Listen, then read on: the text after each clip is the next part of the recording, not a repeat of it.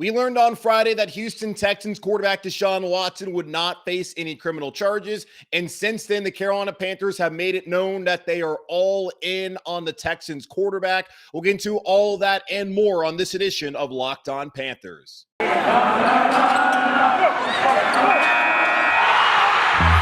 Locked On Panthers, your daily Carolina Panthers podcast. Part of the Locked On Podcast Network. Your team every day.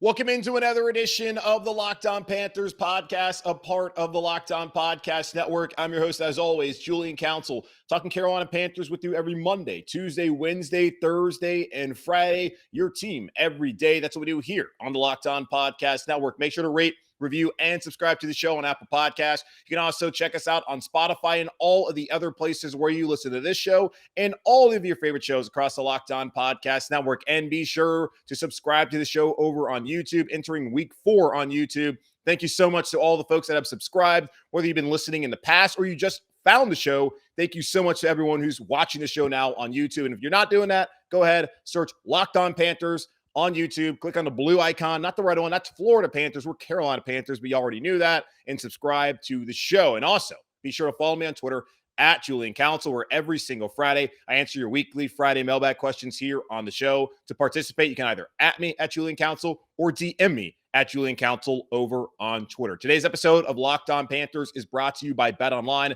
BetOnline has you covered this season with more props, odds, and lines than ever before.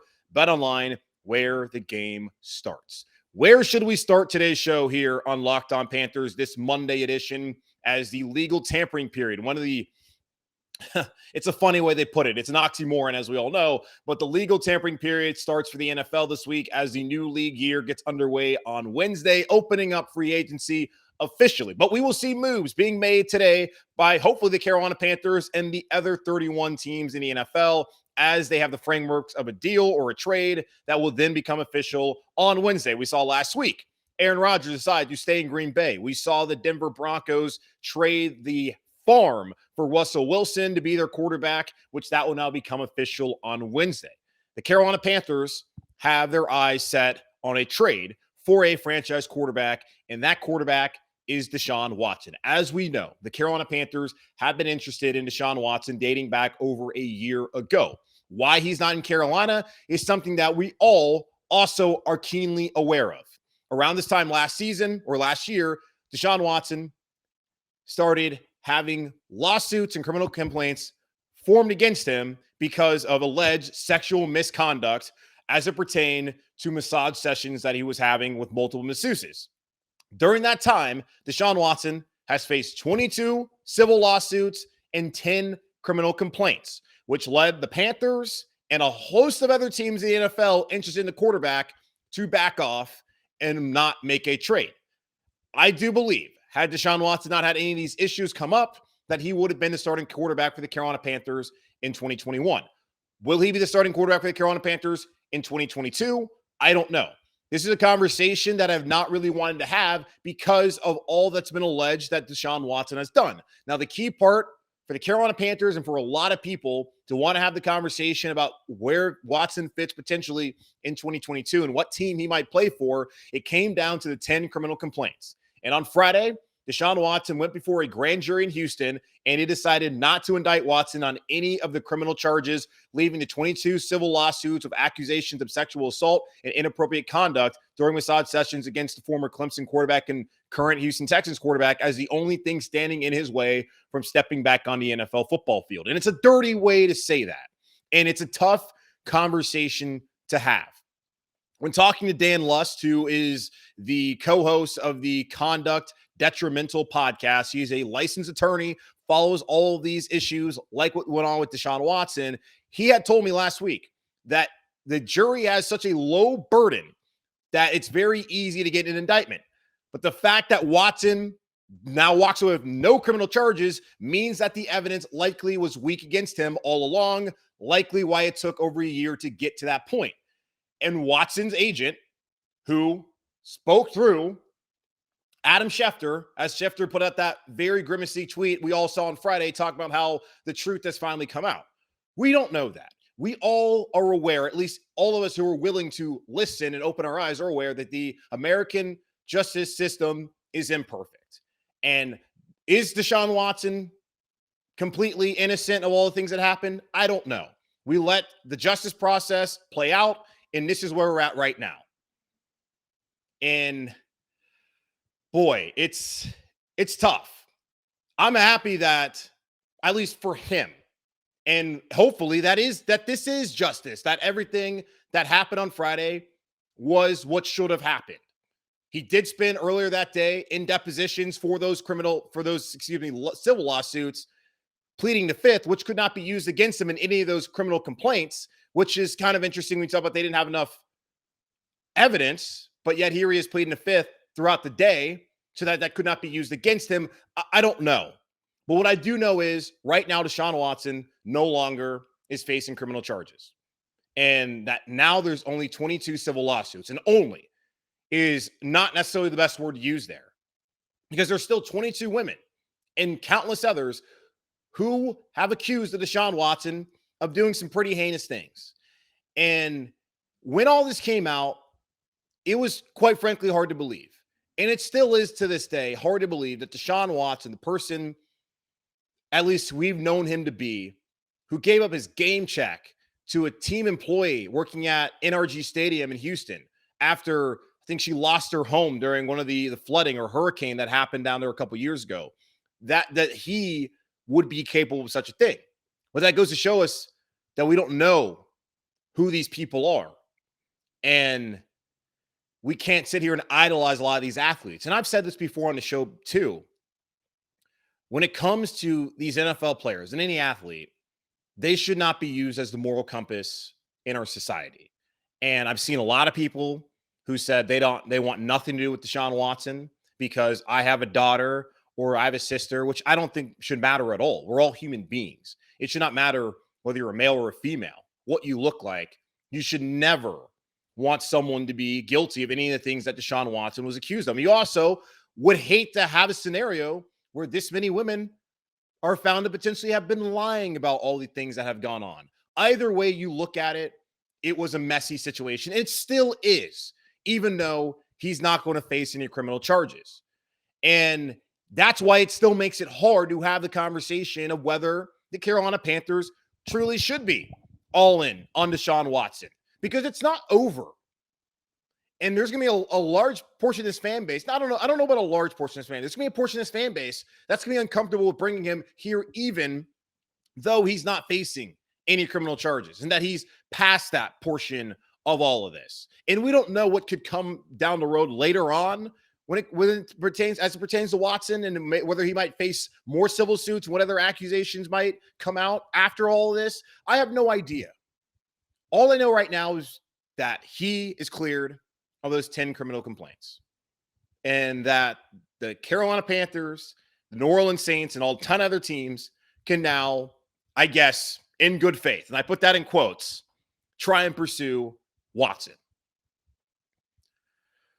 Buddy, that's, I don't know, man. I don't know what to say. This is why I don't want to have the conversation, because I don't know what to say in this situation. I really don't, because there's still a lot out there. But now the NFL and the way they operate, the fact that they're not worried about jail time and that's just civil lawsuits, which he has said he does not want to sign an NDA, which has always been very interesting. Because if you looked at it, if Watson wanted to go ahead and play and not have to worry about any of this, he could have paid these women off a long time ago. But he decided not to do that. And that was always curious to me as someone just looking on the outside. And the Carolina Panthers here in Charlotte, we have to remember how David Tepper became the owner of the Carolina Panthers and what Jerry Richardson was accused of and how he treated women and minorities within that organization and how we got here and how David Tepper said, we're not going to be a place that operates with non-disclosure agreements. And Deshaun Watson, throughout this process, has refused to have any of those, while the victims say that they want them.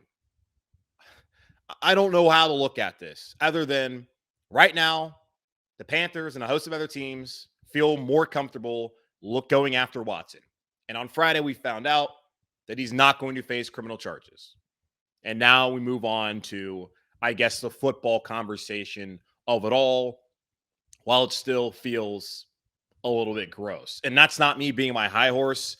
It's 22 civil lawsuits accusing him of sexual assault and inappropriate conduct during massage sessions. And yet the conversation since Friday afternoon has flipped to, should the Panthers give up 3 first-round picks and more for Deshaun Watson? So I guess we'll move towards that conversation while also recognizing that this is just not a normal thing that we're doing here on this episode and on across sports media over the last couple of days. So we'll get into that conversation here in just a moment on Locked On Panthers. We're here in the middle of the month of March, and this is the time of the year where we pretty much have given up on all of our New Year's resolutions, but we're not going to do that this year. We're going to stick to our resolution of eating right, and thanks to Built Bar, it almost feels like we're not really having a resolution because we actually enjoy eating them. Have y'all tried the Built Bar Puffs? If you haven't, you're missing out on one of Built Bar's best tasting bars. Puffs are the first ever protein-infused marshmallow. They're fluffy, they're marshmallowy. They're not just a protein bar, they're a treat, and they're covered in 100% real chocolate. Matter of fact, all Built Bars are covered in 100% real chocolate. Yes, Puffs included 100% real chocolate on every single Built Bar. They're low calorie, they're high protein. Replace your candy bars with these. They're better tasting and they're better for you. So go to built.com and use promo code LOCK15 and get 15% off your first order. Use promo code LOCK15 for 15% off at built.com. So as I said, once we found out on Friday and the NFL world found out on Friday that Deshaun Watson would not be indicted, the conversation has now shifted to whether the Carolina Panthers and other teams interested should pay the price point of 3 first-round picks plus more for Deshaun Watson. According to Ian Rappaport and Tom Pelissero of the NFL Network on Sunday, the Saints and the Carolina Panthers have both made offers for Texans quarterback Deshaun Watson and are likely to meet with him soon, sources telling them. Other teams are also involved. Watson has a no-trade clause and wants to meet with teams before formally waiving it anywhere. And up until this point, the only team Deshaun Watson has waived his no-trade clause for was the Miami Dolphins, who a couple weeks ago, their general manager, Chris Greer, came out and said, we are no longer interested in Watson. We'll see whether that's the truth and if they're going to move forward with Tua Tagovailoa as their starting quarterback for the 2022 season. But right now, the two teams that are interested in talking to Watson and will have a conversation at some point will be the Carolina Panthers and their division rival, New Orleans Saints, who are also in desperate need of a starting quarterback. Probably not as desperately in need as the Carolina Panthers, as they spent all those years with future Hall of Famer Drew Brees and then one season where they didn't have a quarterback and yet still were right there in the playoff picture in week 18 of the 2021 NFL season. The price, 3 first-round picks plus more, which could mean Christian McCaffrey. It could mean a Brian Burns. It could mean a Derek Brown. It could mean a Jeremy Chin, a DJ Moore. It could mean anybody, as we saw how things played out. Now, for Denver, when they gave up those 2 first-round picks, 2 seconds, plus more, and Noah Fant, I think Shelby Harris, and Drew Lock, you saw what they had to give up, a player that they really liked. And Fant, they already have Albert O, so they didn't really need him to be around. And Drew Lock, they've obviously given up on him. They did not give up, it felt like, nearly that much for Russell Wilson, who is a Super Bowl winning quarterback. And yes, Deshaun Watson's younger. And the thought is if he comes here to Carolina, he'll be here for the next 12 plus years. And if the Panthers will have an opportunity in an NFC where you've seen Wilson now go to the AFC. You've seen Tom Brady retire. You've seen recently Drew Brees retire. All the quarterback talent, especially the young talent, for the most part, is in the AFC. So it's wide open in the NFC South. But the question for a lot of Panthers fans, outside of just the morality of it all, of whether we should even be wanting to bring in a player into this community who's been accused of these things, whether he's actually innocent or not, do you want him here? And as I've said, from everything I've known about Deshaun Watson, from what we've been told, prior to these instances, he seemed like an awesome person. He might still very well be. I don't know him personally. Neither do you. I'm not trying to pass any judgment. All I'm looking at is what's been presented to me by the reporters and what he's been accused of.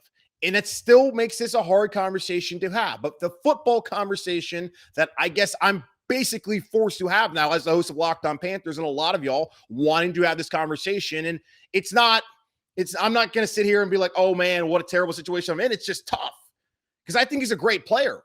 And I think it helped the Carolina Panthers.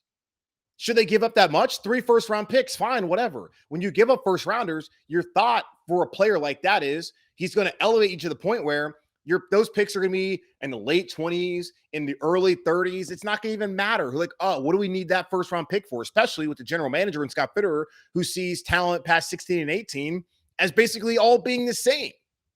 So it doesn't really matter. When you look at the first-round picks, it's the players that you want to give up on. Do you want to get rid of DJ Moore? Because if you get rid of DJ Moore, what does that leave Deshaun Watson when you're looking at his weapons? Terrace Marshall, Shi Smith, Robbie Anderson, if he can bounce back.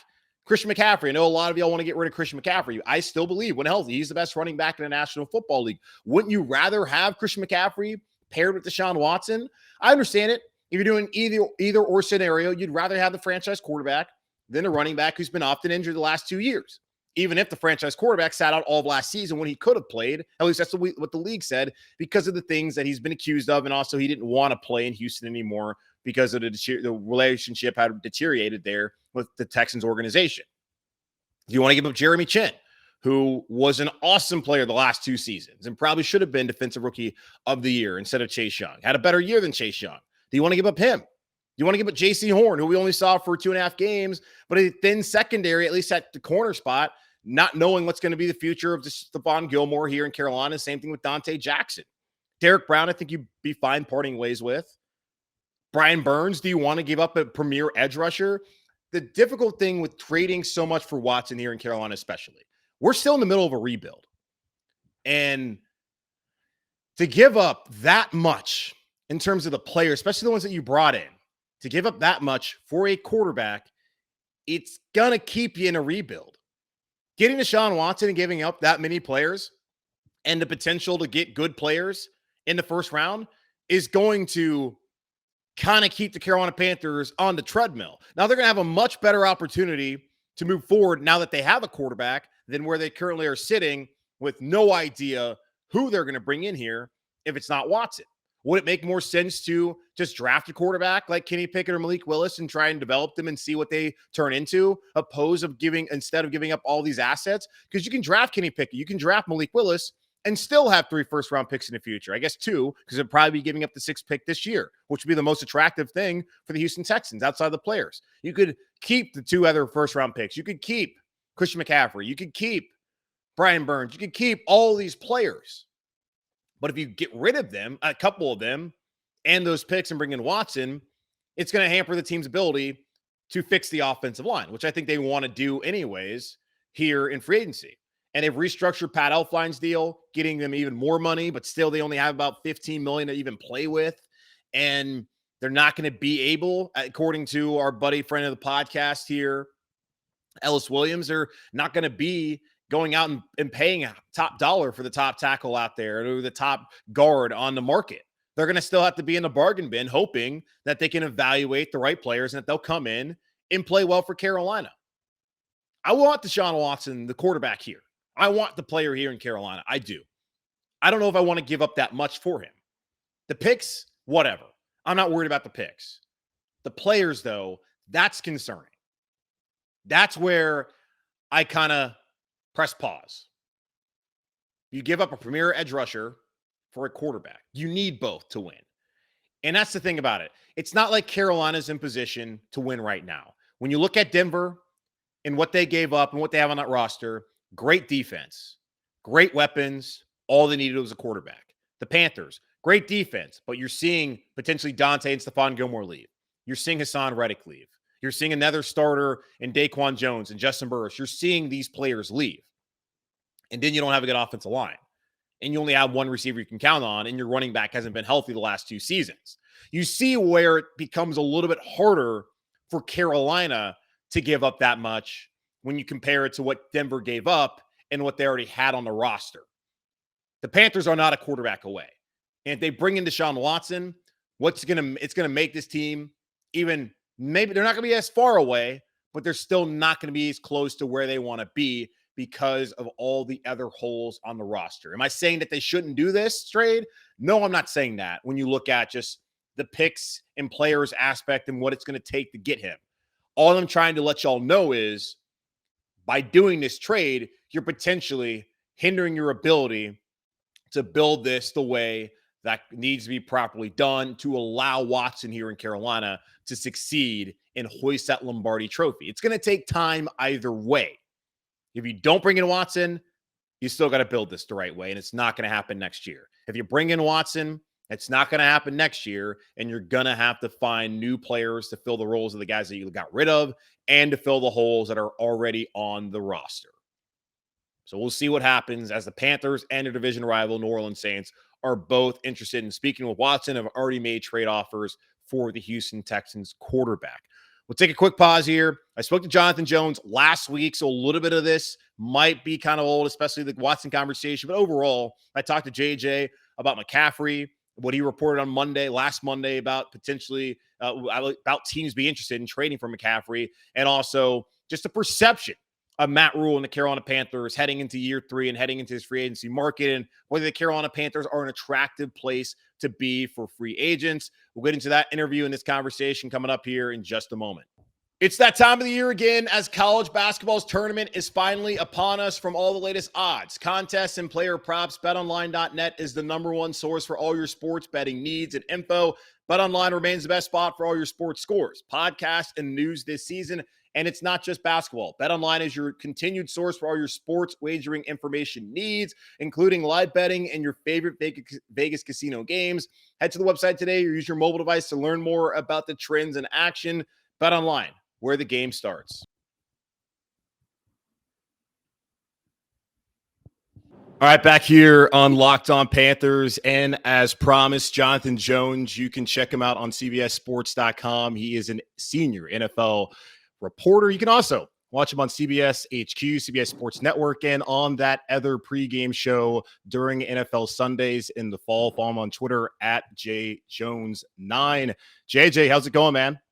Man, it is going. I appreciate the introduction. It's good to chat with you again.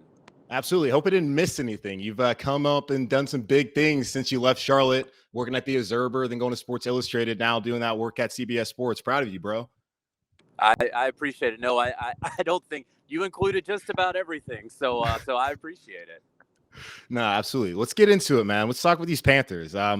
Thankfully for you, you've been able to get away from this organization as they've gone south since you've left, and even when you're back on the beat. But you reported on Monday that teams have started calling about Christian McCaffrey and the Panthers' potential appetite to trade for him.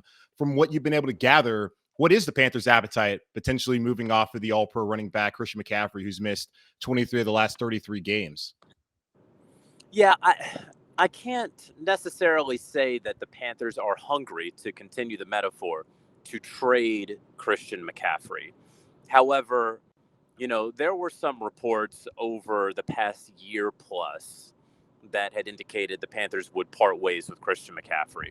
And they sort of, in no uncertain terms, made it be known to Christian and then publicly that would not at all be the case. And as I started hearing about multiple teams reaching out to the Panthers, before and during the combine, I kind of thought to myself, honestly, this is the same thing as before. And then I did some more digging, and they're more open to it today than they were 6 months ago. Now, is that because of the mounting injuries? Is that because of a potential regime change in the future? Right? There's a lot of different things going on with the Carolina Panthers, with Christian McCaffrey's health, with the cap situation, all of those things that maybe weren't the case when everybody was healthy and happy and the team was starting 3-0. So if I had to say just how hungry they are, I don't know that they're hungry, because I don't know that anybody is going to come to the table with a first-round draft pick and then some. But in the event someone does, I think that the Carolina Panthers, I would like to think they can set aside the sentimentality of potentially trading away the face of the franchise and do what is in the best interest of the team at this point. Yeah, that was my question when I saw you report this. What would his market even be? You reported a first-round pick and then some, right? Is what at least the team That's wants. right. And so would that ultimately happen? Would you or I give that up for Christian McCaffrey right now in that contract? Maybe not, but also we wouldn't have traded for Carson Wentz and 2/3, one of which could turn into a second, but a team did it. So obviously that's a quarterback. That's a quarterback desperate team, and also eating his contract as well. Like one of those two things was enough, but the Washington Commanders did both. And so is it crazy or outside the realm of possibility that a team would do that? I don't, because you or I would not do that. Right. So you were in Indy last week. You spoke to a lot of GMs and other teams. I'm just curious from the outside, what is the thought of the Panthers regime right now as they head into year 3? What does the league think of the job that Matt Rule has done over the last 2 years as this team is in a pretty desperate times trying to turn things around heading into potentially his final year here in Carolina if things don't get turned around? Yeah, I think a lot of folks are kind of viewing this as a strong potential for a lame duck year for Matt Rule. That things do have to get turned around. I think folks have seen and heard enough from David Tepper to know that the wick is very short right now, and so you've seen how he's moved and shaked so far in his tenure in the NFL. He's not a particularly patient person, and so really it's pretty easy to gather if you're outside looking in that Matt Rule doesn't have a whole lot of rope. That said, I'd heard throughout, especially when they were sending those draft picks, right? First it was CJ Henderson, and then it was Stephon Gilmore, and now they don't have a ton of draft capital right now, that folks were saying, hey, this isn't college and you guys aren't the Rams. Folks were telling me that contemporaneous to them making those moves, and that's not hindsight. And so now that those league executives and coaches who were viewing it have very clearly been proven correct about that, now they're like, well, see, I told you so, and this isn't going to work. And so I don't know that it's not going to work, but there's not a whole lot of evidence right now through 2 seasons that it will work. And I know that Matt continues to say, hey, you guys can't see it, but I see it on a day-to-day basis.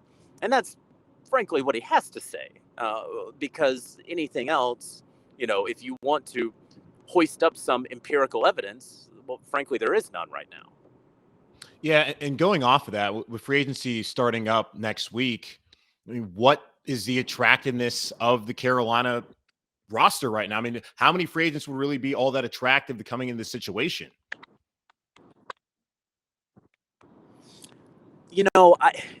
It's hard because you want to make sure that you're going somewhere where you're going to be a scheme fit. Well, if Matt Rule's not there anymore after 1 year or half of a year, if Ben McAdoo isn't there, but they're selling you on McAdoo, if Phil Snow, who has done a great job, if he is not there, that's the sort of math that a player, a free agent, and his representation need to take into account. And so maybe the Carolina Panthers have to pay what I like to call the bad team tax. And it's a tax that the Cleveland Browns for years had to pay, a tax that the Jacksonville Jaguars had to pay. You have to overpay for a guy to come into your building because of the reasons that we just laid out. So, but the issue with the Carolina Panthers is they don't have all that much money to go out there and spend, certainly relative to, let's say, the Miami Dolphins, who are trying to be in the market for same offensive linemen, the Indianapolis Colts. So that could be difficult, especially when you're looking at up front along the offensive line. If Dickinson, for example, is only in it for the highest bidder, I don't know that the Carolina Panthers are going to be that team. But then beyond that, even if you are not the highest bidder, now you have to sell me on, okay, you can be in Charlotte. That's great. Now I need some security. You can't just cut me after a year.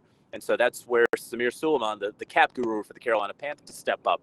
But then finally, the biggest issue is scheme fit. And if you can't be promised that the scheme you're into and starting in week one, we'll see that same scheme week one of 2023, you might be looking for a more stable opportunity elsewhere.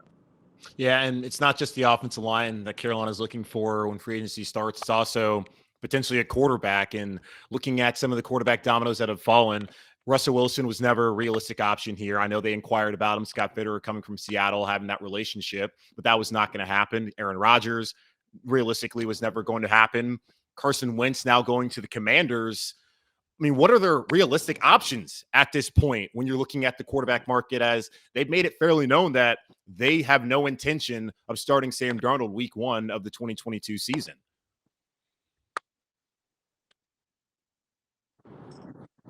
Yeah, so Panthers are places. They are interested in Deshaun Watson. The conversation of whether this team should be and all of that. I respect that conversation. For the purposes of through the answer to this question, I'll just simply say they are interested and they are waiting to see the results from the grand jury, whether that takes some time. We are all waiting to see that. But beyond that, okay, there's a Jimmy Garoppolo that could probably be had for a fourth round pick. And you have the guarantees of around $25 million. You have, is it a Mitch Trubisky? I doubt it, because you probably feel like that's the guy you just traded for in Sam Darnold last year. And so, or is it a Jameis Winston? These coaches all think that they can, the quarterback Sean Payton believed and may have fixed Jameis Winston, or at least his interception issues. He's not the head coach of the Carolina Panthers. So, those are the two places I would look. I know the Indianapolis Colts are very much keeping a very close eye, as they should, on Garoppolo. This is in the past, so this, trade foreign thing. Okay, we can take a breath. I don't know that's the case. And then finally, if you can't get that guy in free agent, do you wait until the draft? Do you hold on to that draft pick and make sure that you can get, let's say, a Kenny Pickett with some flaws? I don't know if you want to live with Malik Willis through year one and the growth that he's going to need to show, again, with the issues and the instability that is very potentially going to be there in Carolina. So there's no great answer to this question right now. I actually had JJ kind of cut off there at the end after that question, but he was awesome. Again, follow him on Twitter at JJones9, North Carolina Tar Heel. As y'all watching the show, see me wear my Carolina hat and got my blanket back here. It's Selection Sunday. Like, I'm recording this right before the selection show, so I'm fired up for all of that. And I'm fired up for the NCAA tournament. And I'm also fired up to see what's going to happen here in the coming days as the legal tampering period opens up today on Monday. And then on Wednesday, the new league year starts. So teams can officially trade for players, or at least the trade's official, and then they can officially sign players to contracts. What will the Panthers do? Will they be able to bring in a left tackle, a starting guard? Will they trade for Watson? I don't know. We will find out here very shortly. But again, thank you for listening to this edition of Locked On Panthers. Y'all, I tried my best with the Deshaun Watson conversation. I hope I did a good job when talking about what was presented against him and how things have played out legally. I'm not a lawyer. I don't know how all this works out. I just know what he's been accused of, and that legally he still has some things to get over. I also know how the NFL operates. Now, a lot of us are willing to look past anything when it comes to whether players on our favorite team can help win games. And talent wins out in the National Football League. Look no further than the Kansas City Chiefs and what Tyreek Hill has been accused of and what he's been found guilty of in the past, and seeing how they react to him now that he scores touchdowns for them and helps them win a Super Bowl. And that's not to sit here and say that Tyreek Hill is a terrible person. All I'm pointing out is we've seen in the past the NFL turn a blind eye a lot of times to players who might not have the most sterling off the field presence or record. So we'll see how it all plays out. And Deshaun Watson, I've said before, everything I had read about this guy, everything I had heard about him and known about him from the public seemed to be an awesome person that you would want to have in your community. And maybe all this has been a lie. And maybe he is actually innocent in all these things. We know the justice system is not perfect. So even though he was not charged of anything, he was not indicted, that does not necessarily mean that justice actually won out. Maybe it did. Hopefully it did. But there's still, on the other hand, there's just so many things that you would hate for that many people to have accused him of these things and it all have been a lie. So we'll see how it plays out. I don't know. It's a tough conversation to have. I'm hoping moving forward we can get past it. Will he be suspended? I don't know at all what they're going to do. The NFL, he already sat out 17 games. Will the league look at that as enough of a suspension because he gave a year in his prime, even though they said he could have played? But they also knew throughout the entire process that he was not going to play. I'll continue to update you here on the show. Please give me whatever thoughts that you have. If you have any suggestions of how I can better do this, if you didn't feel like I was up to snuff today, I don't know. I'm trying my best here. I hate that we're even having. I'd rather just be having a conversation with the 3 picks plus more, and whether the Panthers should do that, other than having the conversation of, hey, this is what he's still accused of. This is still something he's going to have to deal with. And are you comfortable with having that? Because I know there's a lot of people who aren't comfortable and a lot of people who don't care because they're sick and tired after 27 seasons of no back-to-back winning seasons and that they want to have sustained success. And they think that maybe this Deshaun Watson could be the best quarterback that we've ever had here in Carolina. The player I absolutely want here in Carolina. The person, there's still a lot of questions of who he actually is, but we'll see how it plays out. So that's the conversation on today's show. Again, thank you for listening to this edition of Locked On Panthers podcast, hosted by yours truly, Julian Council. Rate, review, subscribe on Apple Podcasts. Also follow us on Spotify or wherever you listen to this show and all of your favorite shows across the Locked On Podcast Network. And be sure to subscribe to the show on YouTube. Thank you to everyone who's so far subscribed and watched the show. Follow me on Twitter at Julian Council, where every single Friday I answer your weekly Friday mailbag questions, either at me at Julian Council or DM me at Julian Council. In the meantime, be safe, take care, keep pounding, and I'll talk to y'all on Tuesday.